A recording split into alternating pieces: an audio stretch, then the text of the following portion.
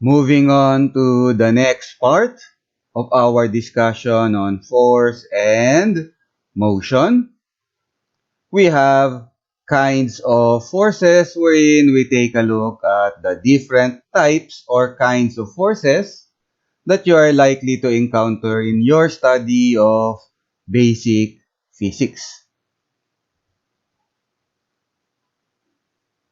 Aside from applied force, which is force applied by one object on another object, there's also the reaction force. You will recall in our discussion on Newton's third law of motion. When one object applies force on a second object, the second object will react by applying reaction force on the first object.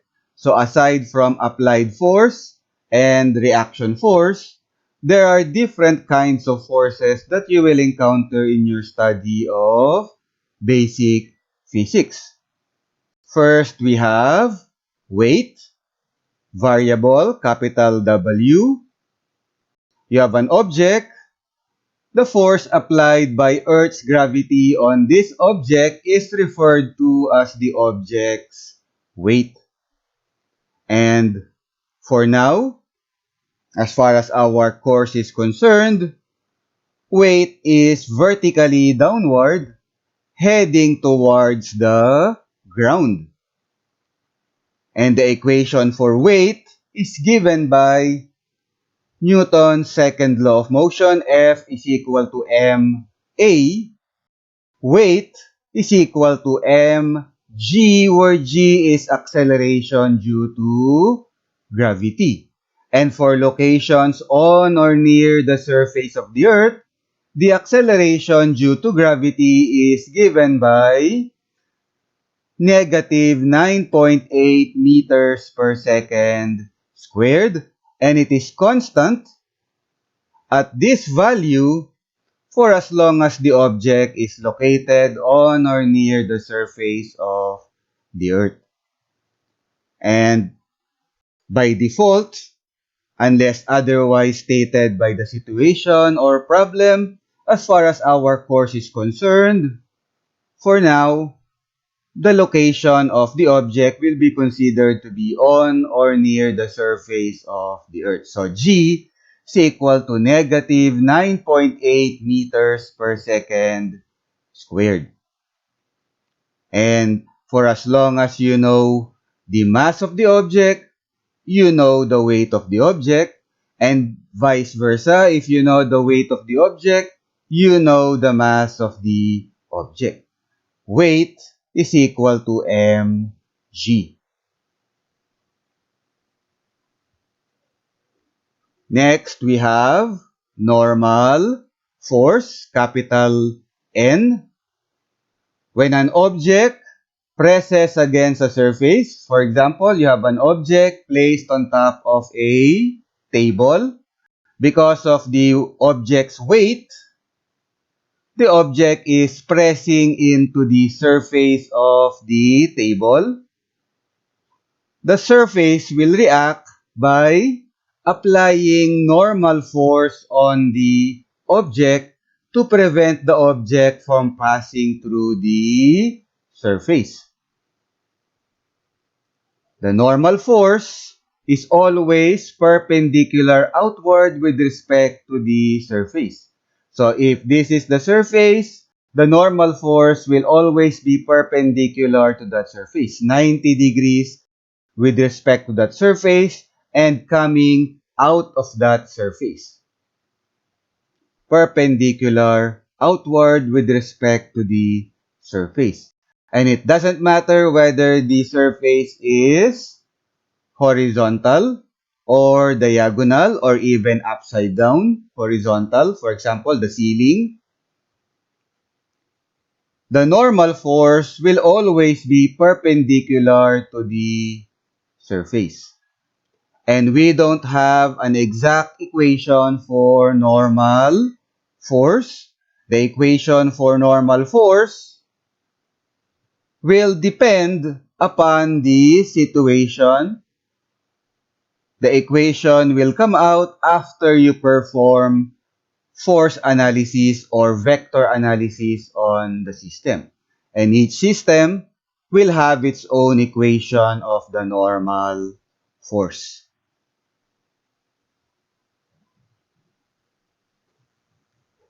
Next, we have friction. There are two types of friction.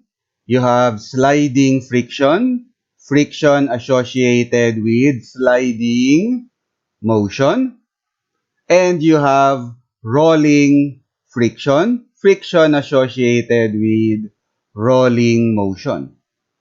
As far as our course is concerned, when we say friction, we're talking about sliding friction. And there are two types of sliding friction. You have static friction and kinetic friction. Static friction, F sub s, small f sub s, arises to oppose impending sliding motion. You have an object placed on a surface and it is at rest. It is just about to start sliding. There is impending sliding motion. Static friction will arise to oppose that impending sliding motion.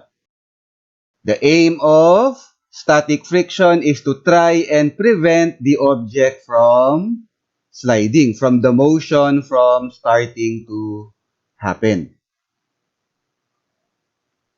Sliding friction, static friction rather, F sub s is not constant. It ranges from 0 to a maximum value. The maximum value is mu sub s n, where mu s is coefficient of static friction. Its property of the surfaces involved, surface of the object and surface upon which the object is sliding against. Each pair of surfaces will have its own value of coefficient of static friction, mu sub s. And mu sub s does not have a unit. It is a unitless quantity. For flat surfaces, mu sub s ranges from 0 to 1. So this is for relatively flat surfaces. For jagged surfaces, mu sub s may be greater than 1. So mu sub s ranges from 0 to 1. It may be greater than 1. But note, mu sub s may not be less than 0. There's no such thing as negative mu sub s. So if later on in your calculation or analysis of problems, you calculate negative mu s, that's an indication that you made a mistake somewhere in your analysis because mu s is never less than 0. Mu s is never negative. And again, unitless quantity, mu s does not have unit. Static friction, F sub s, again, ranges from 0 to maximum value. This is magnitude of static friction, F sub s. N is the magnitude of the normal force for this particular situation. This is magnitude of static friction. For the direction, just look at the system. Static friction will always be opposite in direction as the impending motion. And static friction is always parallel to the surfaces that are sliding against each other. Next, we have kinetic friction.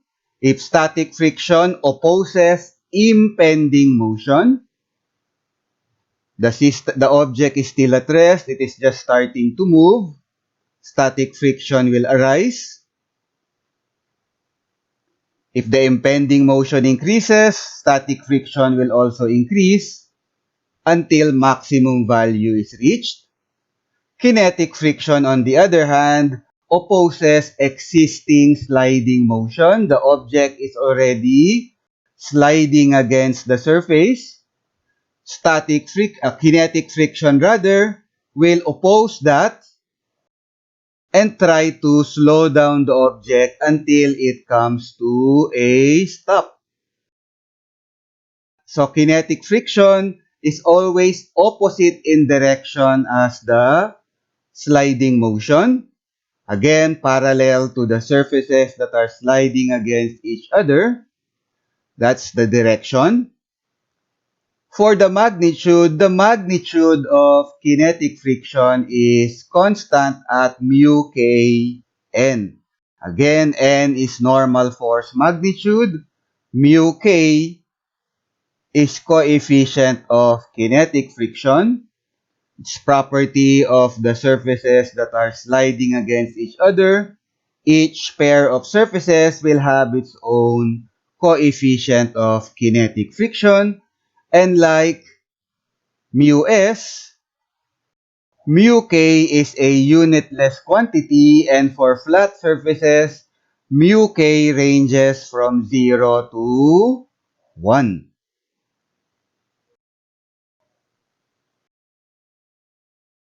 Finally, we have tension, capital T.